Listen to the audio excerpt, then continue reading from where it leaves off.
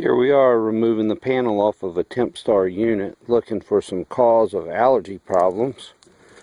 Customers have said they were having some allergies. Looking inside. Oh yeah, now we see it.